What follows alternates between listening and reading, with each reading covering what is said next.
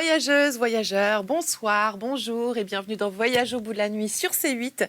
Je vous retrouve pour la lecture d'un roman d'outre-tombe, une œuvre posthume de Stefan Zweig, Ivresse de la métamorphose. Je reprends la lecture après Louise.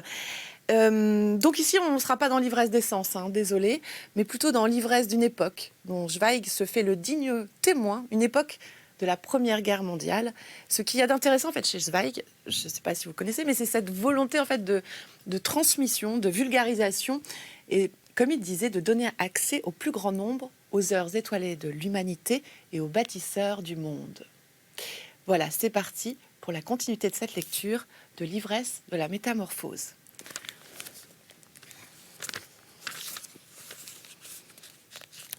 Je reprends un tout petit peu au-dessus pour ceux qui nous ont abandonnés. Ceux qui nous ont abandonnés. Non. Ceux qui sont là. Pardon, excusez-moi. La voilà seule dans sa chambre, étonnée, troublée, inquiète d'elle-même et du silence qui soudain l'environne. C'est maintenant seulement qu'elle s'aperçoit combien sa peau est en feu sous sa robe légère. Soudain, la pièce fermée lui semble trop étroite, trop tendue, son corps agité, brûlant sous l'emprise d'un sentiment écrasant. Un bond jusqu'à la porte-fenêtre, celle-ci ouverte, laisse s'engouffrer la fraîcheur montant de la neige qui caresse ses épaules nues. Maintenant, sa respiration est redevenue aisée, régulière. Elle sort sur le balcon et frémit de bonheur dans ce face-à-face soudain entre sa propre plénitude et le vide immense du paysage. Et d'entendre battre, farouche, un petit cœur terrestre, si seul sous la gigantesque voûte nocturne.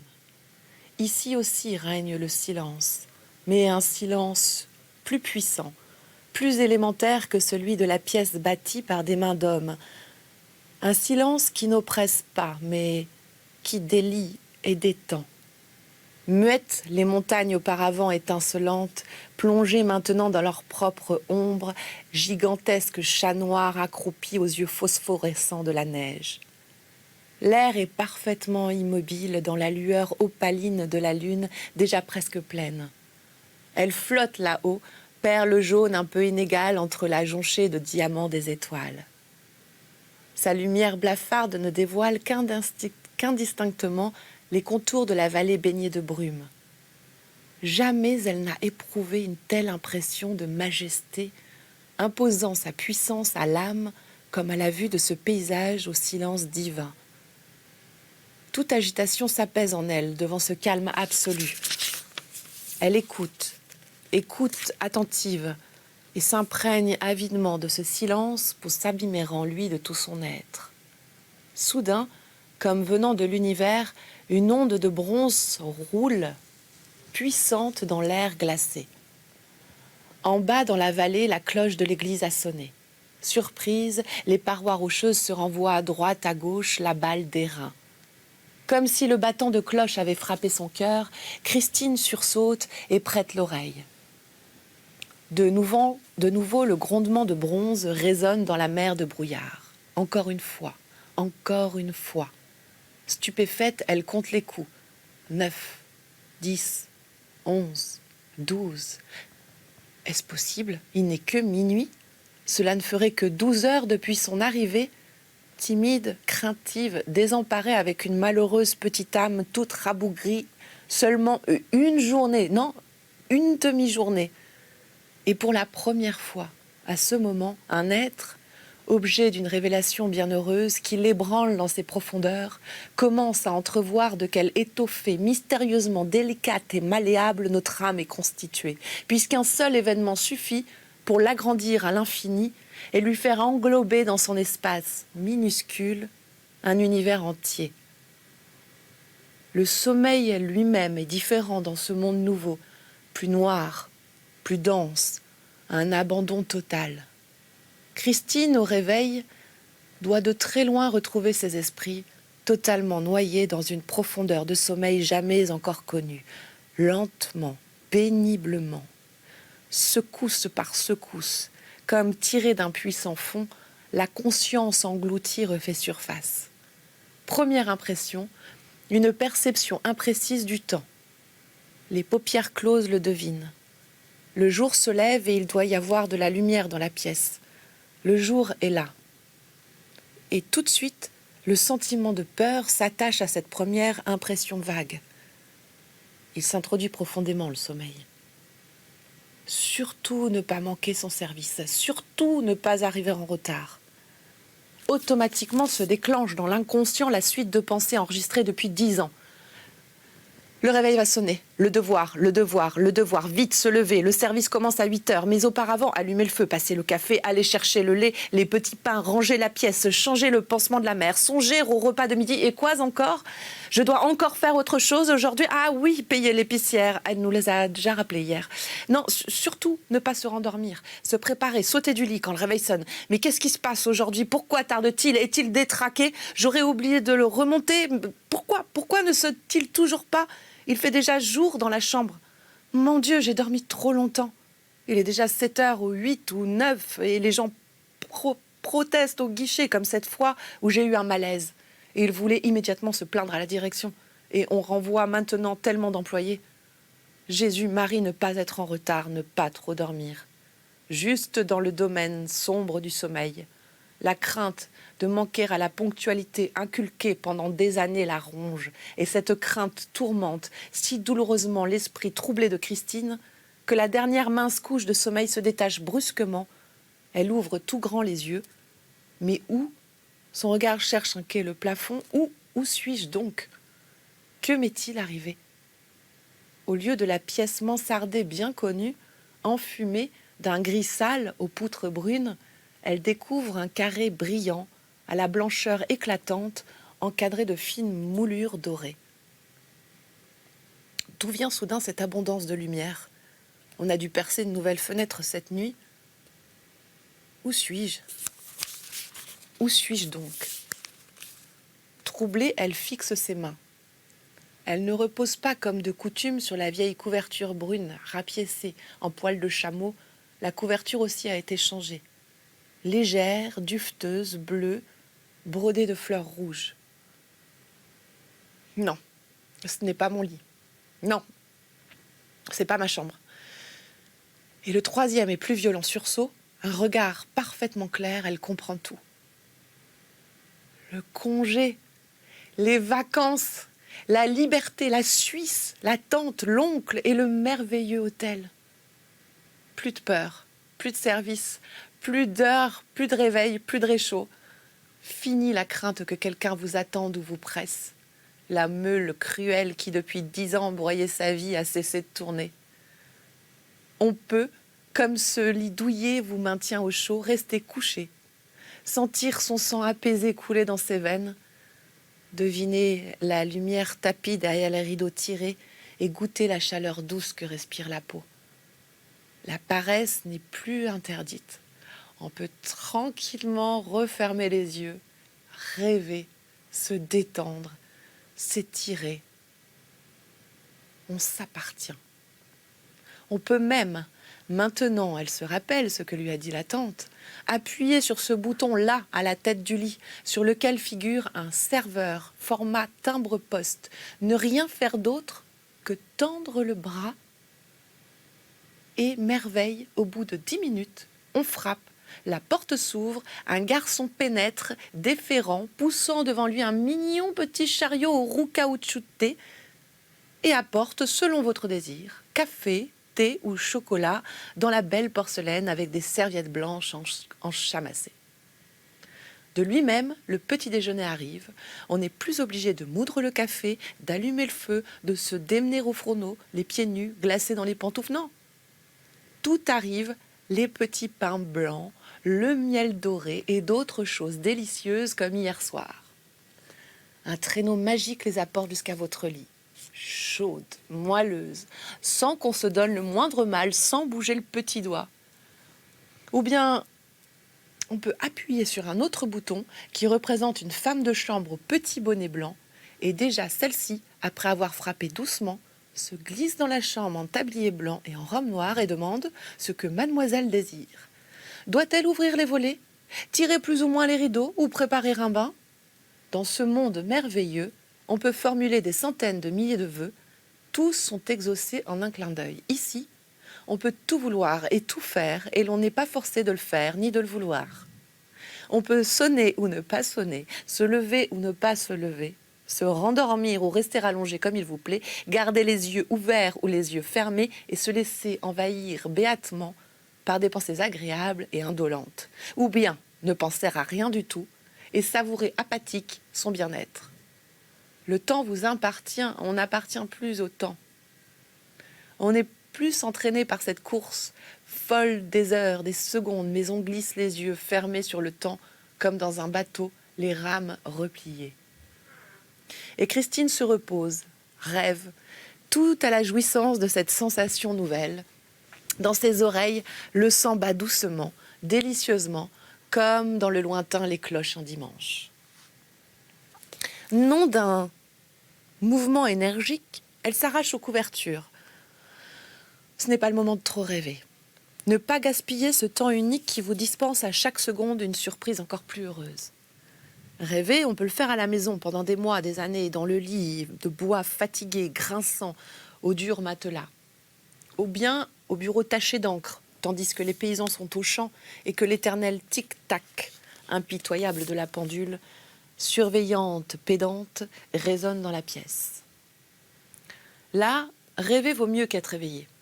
Mais le sommeil ici, dans ce monde divin, est gaspillage. Un dernier mouvement, elle a sauté du lit, un jet d'eau froide sur le front et la nuque, et la voilà en pleine forme, vite, enfiler les nouveaux vêtements. Ah, le crissement doux de cette lingerie. Depuis hier, son corps a déjà oublié cette nouvelle sensation. Maintenant, la peau retrouve avec bonheur la tendre et caressante étreinte de ce précieux tissu. Mais ne pas trop s'attarder à ces petits délices. Ne pas traîner, vite, vite, quitter la chambre, partir n'importe où pour éprouver plus fortement son bonheur, sa liberté, pour dégourdir ses membres et combler ses yeux. Être en éveil, toujours plus en éveil, avec tous ses sens, toutes ses fibres aux aguets. En hâte, elle passe le sweater, enfonce le bonnet sur sa tête et dévale l'escalier. Les couloirs déserts de l'hôtel sont à peine éclairés par la lumière froide du petit matin. En bas, dans le hall, des domestiques en bras de chemise nettoient avec des appareils électriques les tapis. Le portier de nuit, aux yeux gonflés, à la mine maussade, considère avec étonnement cette cliente trop matinale, puis somnolent soulève sa casquette. Pauvre garçon. Lui aussi a un service dur, un travail obscur, pénible, mal payé, à l'horaire tyrannique. Mais n'y pensons plus. En quoi cela me concerne-t-il? Je ne veux m'intéresser qu'à moi et à moi.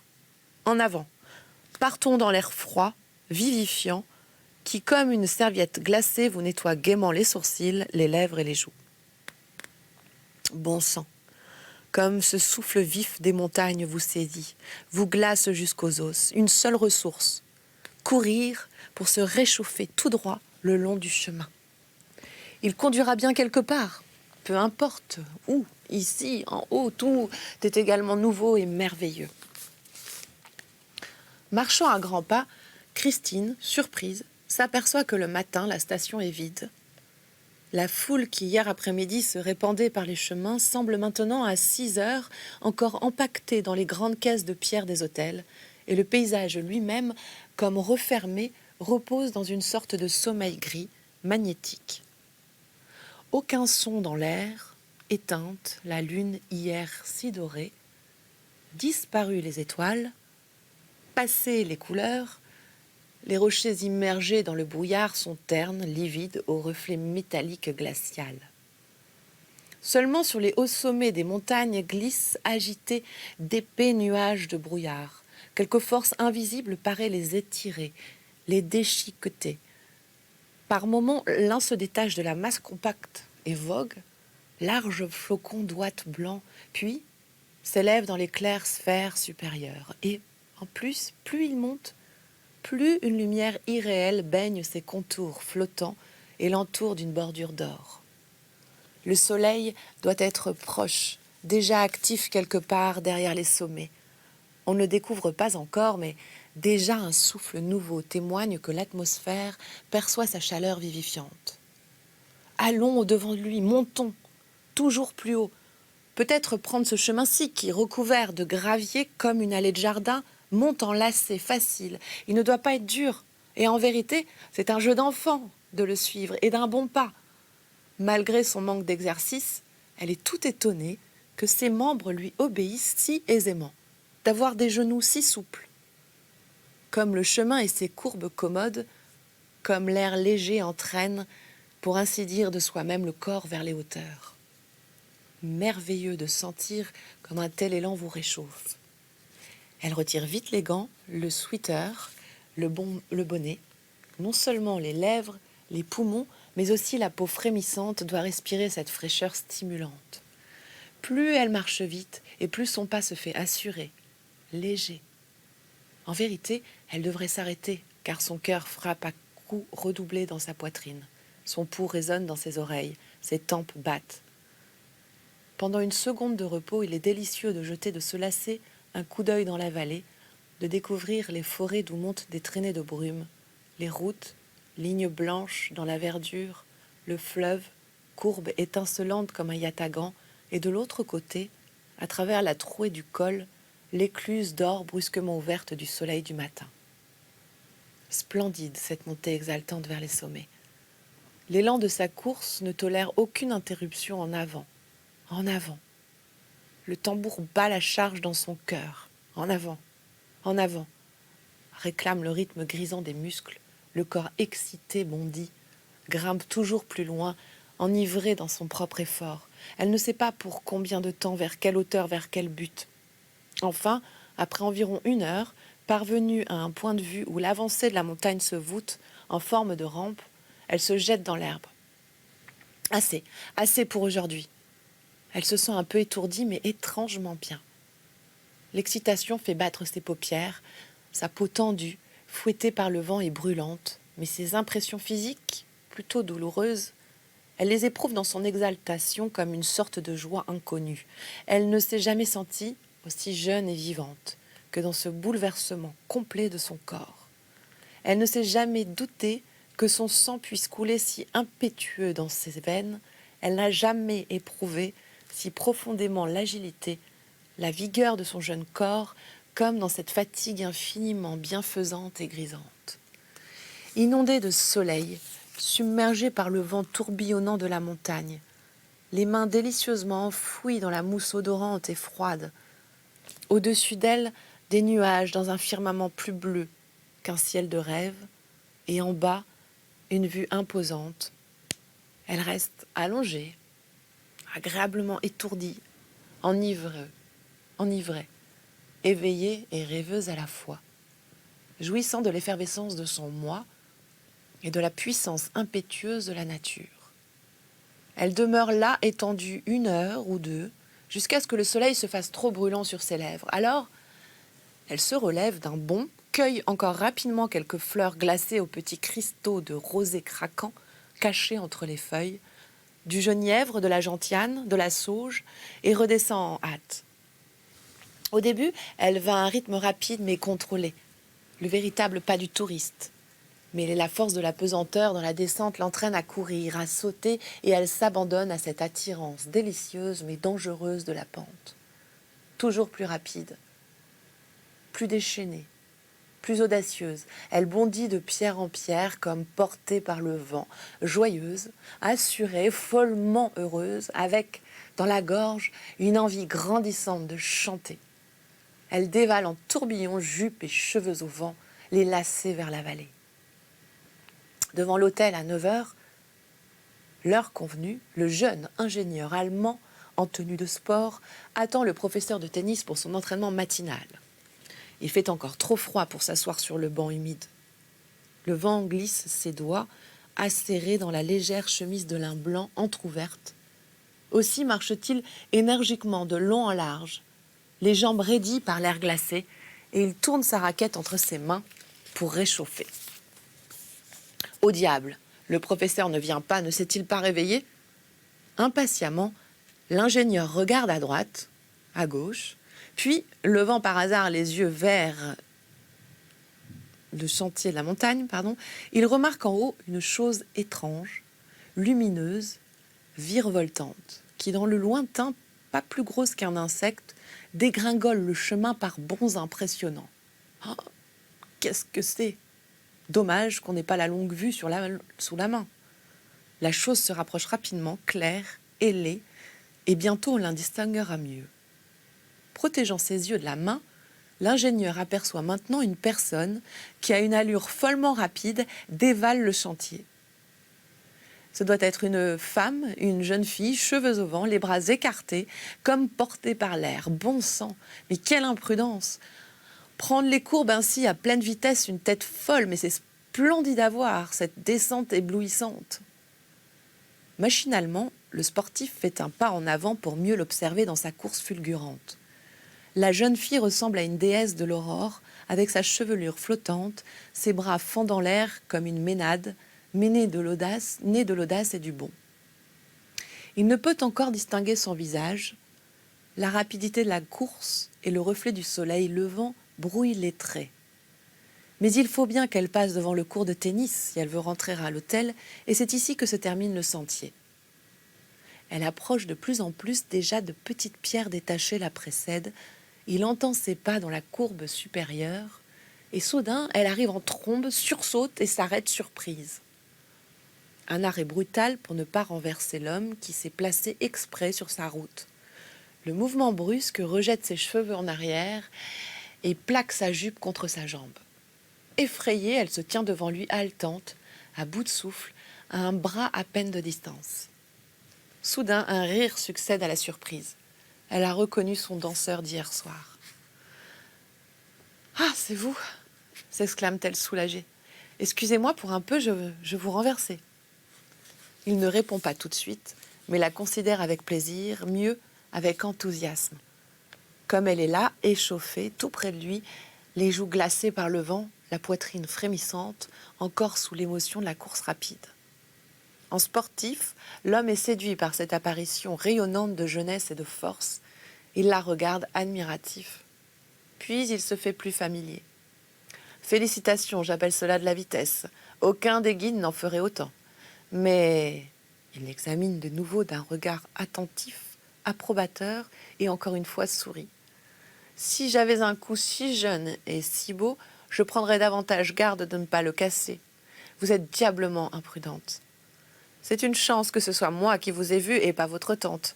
Avant toute chose, vous ne devez pas entreprendre seul des excursions hors programme le matin. Si vous avez besoin un jour d'un accompagnateur d'expérience moyenne, le sous-signé se recommande à vous tout particulièrement. » De nouveau, il la fixe, et elle se sent gênée de la déclaration soudaine inattendue qu'exprime son regard. Jamais encore un homme ne la regardait avec une admiration si vive. Au tréfonds d'elle-même, elle perçoit l'excitation d'un plaisir nouveau. Pour se tirer d'embarras, elle lui montre son bouquet. « Regardez mon butin, cueilli toutes fraîches, là-haut. Ne sont-elles pas superbes ?»« Oui, superbes, répond-il d'une voix tendue, plongeant dans ses yeux par-dessus les fleurs. Elle devient de plus en plus gênée devant cet hommage appuyé, presque importun. « Excusez-moi, il faut que j'aille prendre mon petit déjeuner, je crains de toute façon qu'il ne soit trop tard. » C'est le moment pour moi de vous laisser. N'hésitez pas à réagir sur les réseaux sociaux. Je vous invite à rester là. Je vous lirai la suite d'Ivresse de la métamorphose de Stefan Zweig. À tout de suite. Bougez pas. Ciao, ciao.